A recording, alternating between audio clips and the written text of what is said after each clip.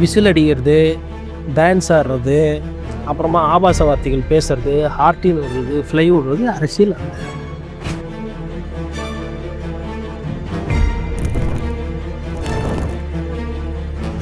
ஆட்சிக்கு வந்தால் செய்வேன், ஆட்சிக்கு நீங்கள் நல்லது செய்யறதுக்கு ஆட்சிக்கு வர வேண்டிய அவசியமே கிடையாது. ஃபஸ்ட்டு நல்லது செய்யுங்க, அரசியல் பண்ணுங்க, அப்புறம் ஆட்சி தானாக வரும். ஆட்சியத்துக்கு ஒன்றுமே தெரியாமல் தப்பாக பேசுறது, வீட்டுக்கு உள்ளே உட்காந்து உழைக்காமல் இருக்கிறது, தூக்கி ஆட்சியத்துக்கு யார் கொடுப்பா? பொதுமக்கள் கொடுப்பாங்க. எல்லாத்துக்கும் நான் நடிக்கிறேன், நான் உச்சத்துலேருந்து வந்தேன், அதில் வந்தேன், நான் இதை விட்டு வந்தேன், அதை விட்டு வந்தேன். இந்த பில்டப் என்னச்சு அவர் குறைச்சிக்கிட்டு அவர் மக்களோட மக்களை இயல்பாக பழகிறாரோ அன்றைக்கி தான் அவரோட கிராஃபி திரும்ப உயரும். அவரோட கிராஃபி ஃபஸ்ட்டு ஒரு இடத்துல இருந்த கிராஃபி படிப்படியாக சரிஞ்சு கொஞ்சம் கொஞ்சமாக கீழே போயிட்டுருக்கு. உண்மையை சொல்லலாம்னா திமுக விஜய் அவர்களை பார்த்து லைட்டாக அச்சம் கொண்டு அவர் பேரில் எஃப்ஐஆர் கூட சேர்க்கல, பேர் பண்ணல. அவர் நான் எப்படி பார்த்தா அம்மையார் ஜெயலலிதா இன்னும் கைது சொல்லு. இன்றைக்கி தேர்தலில் என் பார்வையில் விஜய் அவர்கள் சாதாரண அரசியல் அவ்வளோதான். பொய் சொல்ல நல்லா கற்றுக்கிட்டேன், உண்மைக்கு புறம்பாக பேசுறதுக்கு நல்லா தயாராகிட்டேன், அவ்வளோதான். அதை தாண்டி எல்லாம் தலைமையிலலாம் தூக்கி வச்சுக்கணும். அப்போ அந்த அளவில் தான் இருந்துச்சு இவங்க கட்சி. ஆனால் வாய் வந்து இங்கேருந்து அரவாரம் போகுது.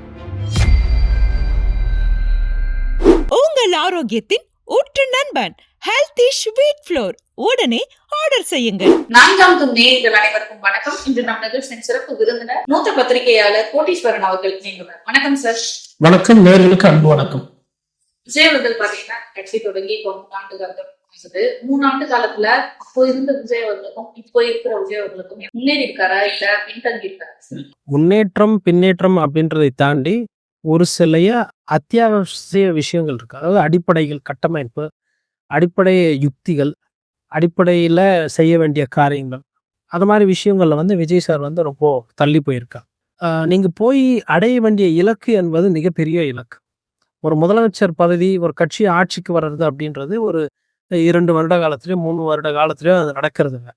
பட் ஆனால் அந்த 3 வருடங்களில் நீங்கள் எந்த அளவுக்கு ஒரு கட்டமைப்பு உருவாக்கிருக்கீங்க. ஏன்னா கட்டமைப்பு தான் வந்து அடித்தளம். அதை வைத்து தான் ஒரு அரசியல் கட்சியோட வளர்ச்சி என்பது இருக்கும். அப்போ ஒரு கட்டமைப்பு அப்படின்னு வரும்போது என்னன்னா, அந்த கட்சியாக அதை இன்னும் மாற்றாமல் அதை வந்து இன்னும் ஒரு ரசிகர்கள் கூட்டமாக தான் வைத்து கொண்டிருக்கிறார். உதாரணத்துக்கு இப்போ விஜயகாந்த் அவர்கள் இருந்தாங்க.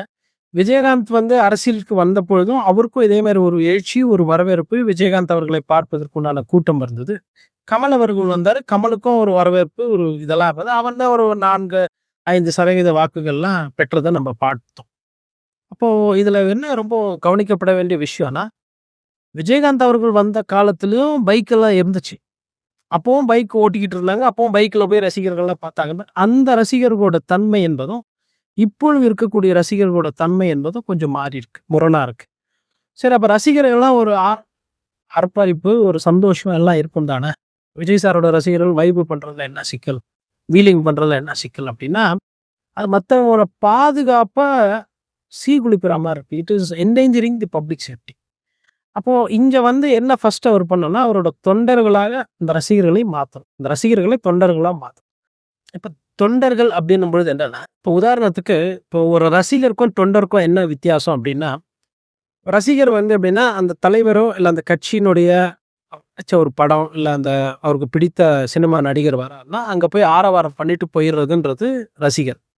அவங்க வந்து இளைஞர்களுக்கு மொத்தம் ஒரு நோட்டு புத்தகம் வழங்குறாங்க அப்படின்னா அந்த ரசிகர் வந்து தொண்டனா மாறும்.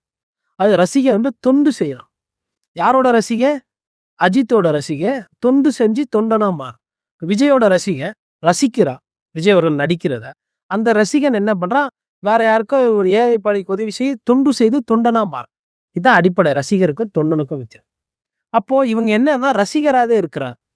இப்போ இவங்க போற இடத்துல வந்து பைக்கை வந்து ஏடா உடனே எத்திரத்துல ஓட்டிட்டு வர்றது, மரத்து மேலே ஏறுறது, இல்லை ஒரு வீட்டு மேலே கூரை மேலே ஏறி அந்த கூரையை உடைக்கிறது. அப்போ ரசிகரா வந்து டேமேஜ் ஆகும்.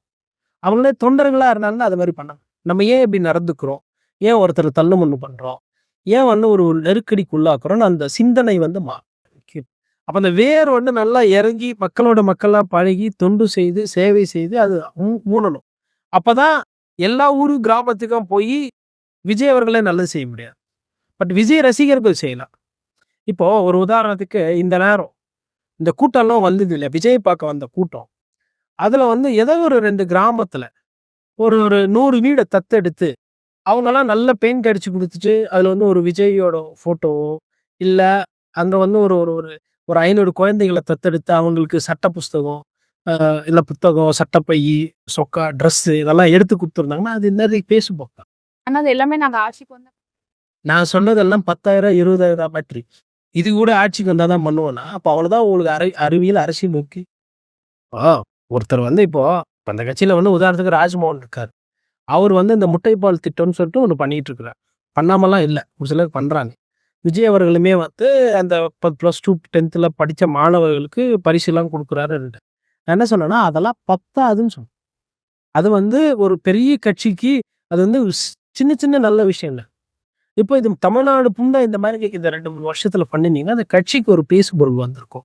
இப்ப விஜய் ரசிகர்னா வந்தப்பா இருக்கிற இடம் தெரியாத உட்காந்து வருவாங்க. ஊர்ல எதனா ஒரு பஞ்சாயத்து பிரச்சனை அப்படின்னா வந்து பார்ப்பாங்க பசங்க. சின்ன பசங்க வேலை ஊருக்காக வேலை செய்வாங்கப்பா. நம்ம சிட்டிக்கோசரம் நம்ம நகரத்துக்காக வேலை செய்வோம். இப்போ உதாரணத்துக்கு ஒரு பேச்சுக்கு ஒரு 100 இளைஞர் டிராஃபிக் அதிகமா ஒரு இடத்துல போயிட்டு விஜய் ரசிகர் மன்ற நற்பணி மன்றத்துல இருந்து டிராஃபிக் ரெகுலர் பண்ணி கொடுத்துருந்தான்னு வச்சுக்கோங்களேன். யாராவது சொன்ன போறோம். இப்போ காலையில ஒரு மணி நேரம், சாயந்தரம் 1 மணி நேரம். ஆனா வண்டி இங்க நிறுத்தாதீங்க, டிராஃபிக் ஆகுதுண்ணா. ஆனா வண்டி இப்படி எடுங்க, அப்படி எடுங்க. ஒரு அட்ஜஸ்ட்மெண்ட். ஒரு வயசானவர் இருக்கா, பைக்கு தூக்கி வைக்க முடியல. அந்த இடத்துல போய் வாலண்டரியா பண்றது. இதெல்லாம் தாங்க அரசியல்.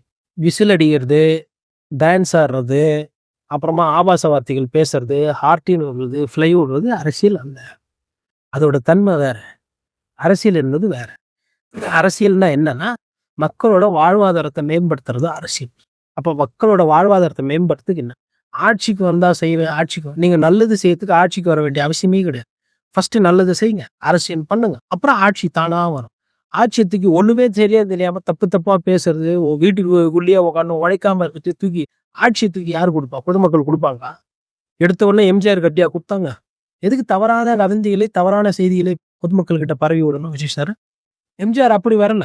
ஒரு கட்சியில இருந்த ஒரு திமுக கட்சியில ஈடுபடுத்திட்டு அந்த கட்சியில பயணம் பண்ணிட்டு சேவையெல்லாம் அதுக்கு முன்னாடியில இருந்து செஞ்சு மக்களோட நன்மதி பெற்று நல்ல நடிகரா மாறி அந்த நடிகர் வந்து நல்ல அரசியல்வாதியா மாறி ஆட்சி விட்டுச்சு. இவர் நடிகர் அரசியல்வாதியா மாறாம அப்படியே ஆட்சி பண்ணணும்னு நினைக்கிறேன். அது பிராக்டிகலி நாட் பாசிபிள். ஐயா திரு ஸ்டாலின் அவர்கள், மரியாதைக்குரிய முன்னாள் முதலமைச்சர் எடப்பாடி பழனிசாமி அவர்கள், மரியாதைக்குரிய அண்ணன் சீமான் நாம் தமிழர் கட்சி தலைவர், எல்லாருமே ஒரு நாளைக்கு இந்த ஒரு வாரமா பார்த்தீங்கன்னா 6-8 தொகுதி சம்பந்தமான வேலையை பார்க்குறாங்க.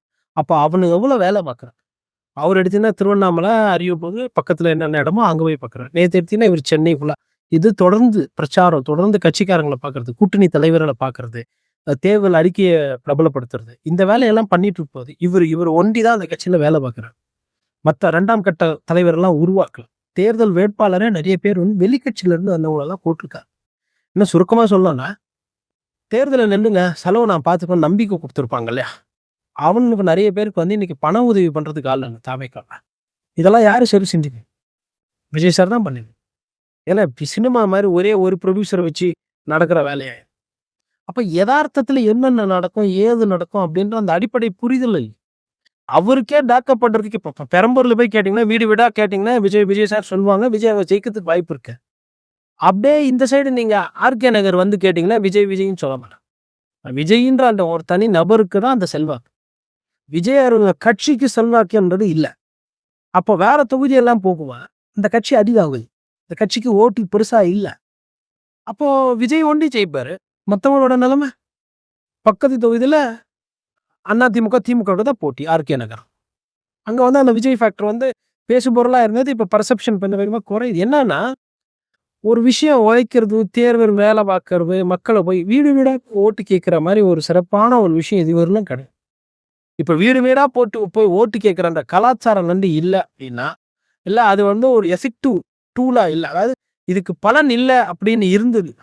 இன்னைக்கு இருக்கக்கூடிய இந்த பணக்கார சட்டமன்ற உறுப்பினர்கள் இல்லை, இப்ப இன்னைக்கு தேர்தலில் நிற்கிறவங்க எல்லாருமே திமுக ஆகட்டும், அதிமுக ஆகட்டும், யாரும் ஏழை பாழை கிடையாது.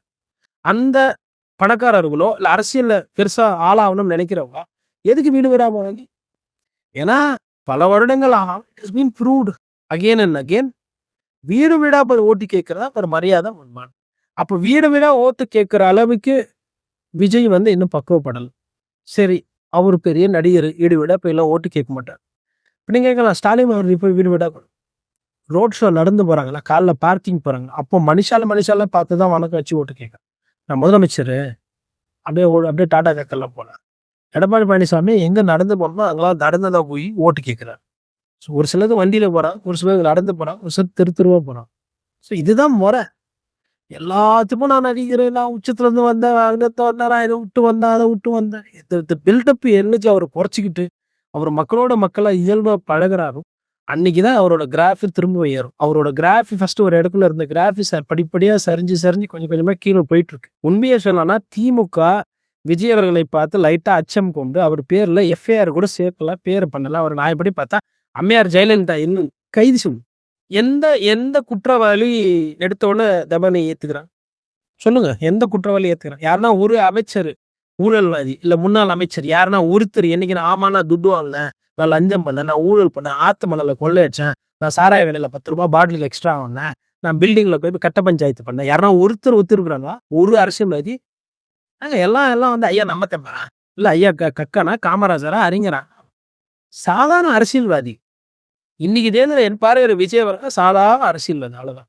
பொய் சொல்ல நல்லா கத்துக்கிட்டேன், உண்மைக்கு புறம்பாக பேசுறதுக்கு நல்லா தயாராயிட்டேன். அவ்வளவுதான். அதை தாண்டி எல்லாம் தலைமையிலாம் தூக்கி வச்சுக்கணும். ஒரு பத்திரிகையாருன்னா ஒரு அரசியல் விமர்சகரா நான் வந்து விஜயை வந்து அப்படிதான் பார்ப்பேன். நான் பார்க்குற பார்வை சரியாதான் போயிட்டு இருக்கு. அவர்கிட்ட உழைப்பு கிடையாது, அவர்கிட்ட உண்மை கிடையாது, அவர்கிட்ட நேர்மை கிடையாது. எது இதுல கிடையாது? நேர்மை. காங்கிரஸ் கட்சியோட கூட்டணி ஒரு பேசினவரும் கொண்டாரு எல்லாம். அது வெளிப்படையா சொல்ல வேண்டியதானே? அவங்க கூப்பிட்டாங்க, இவங்க கூப்பிட்டாங்க. யார் வந்து கதை சொல்லணும், கதை கேட்கறது. டைரக்டர் வந்து கதை சொல்ற மாதிரி பிஜேபியோட பேசியிருக்கிறாரு, அதிமுக கூட பேசியிருக்கிறாரு, விசிகாவோட பேசியிருக்காரு, நாம் தமிழ் கட்சியோட பேசியிருக்காரு, காங்கிரஸ் கூட பேசியிருக்காரு. இவருக்கு யாரு கூட ஒட்டி பழகிறதுக்கோ இல்லை இவர் பெரிய ஆளும் இவர் மனசுல நினைச்சுக்கிட்டு இருக்காரு. அதனால என்ன பண்றது, அவங்க கூட்டாங்க இவங்க கூட்டம் பழிய தூக்கி மற்றவங்க மேல போடுறது. இன்னைக்கு கூட்டணிக்கு அவரை நம்பி யாரு தனித்து விடப்பட்டு இருக்கிறார். இவரை முதலமைச்சர் வேட்பாளரா ஒரு லெட்டர் பேட் கட்சி வர ஏத்து இவர் 233 தொகுதியில ஓப்பாளர். அதிமுக வீக்கா இருக்கு, எடப்பாடி பழனிசாமி ஆள் இல்லை அப்படித்தான் பேசினார்ல. எடப்பாடி தொங்குல வேட்பாளர் போடவே முடியல விஜயால. போட்ட வேட்பாளர் காணும். அப்ப அந்த அளவுல தான் இருந்துச்சு இவங்க கட்சி. ஆனா வாய் வந்து இங்கிருந்து அரவாரம் போகுது பேசுனா. செயல்பாடு எங்க, செயல்திறன் எங்க, உங்களோட வேர்வை எங்க, உழைப்பு எங்க, கண்ணியம் எங்க, கட்டுப்பாடு எங்க, எதுவுமே இல்லை. அப்புறம் எனக்கு அண்ணா பேரை சொல்றீங்க நீங்க அடிக்கடி. அறிஞர் அண்ணாக்கும் உங்களோட சம்மந்தமே கிடையாது. எம்ஜிஆர் அவருக்கு உங்களுக்கு சுத்தமா சம்மந்தமே கிடையாது. ஃபர்ஸ்டே அதிமுக ஓட்ட உருவ முடியுமான்னு பார்த்தேன். இப்ப காங்கிரஸ் கட்சிக்கு போறாரு. காங்கிரஸ்ல வந்து இருப்பாங்கல்ல உண்மையானவங்க எல்லாம் எங்க கிட்டதான் இருக்காங்க. அப்போ யாரு இதுல உண்மையான தங்கம் சுரண்டி பார்க்குற மாதிரி மிஷின் வச்சுக்கிறீங்களா? காங்கிரஸ் உறுப்பினர்லாம் கூட்டம் விஜய் சார் சுரண்டி பார்ப்பார். இவர் உண்மையான காங்கிரஸ்காரர், இவர் தாவேக்காக்கு ஓட்டு போடுவார், இவர் போலியான காங்கிரஸ்காரர், இவர் திமுக ஓட்டு போடுவார். அது மாதிரிதான் இருக்க ஒரு பிரச்சாரம். தொடர்ந்து பேசுவோம் சார். நன்றி.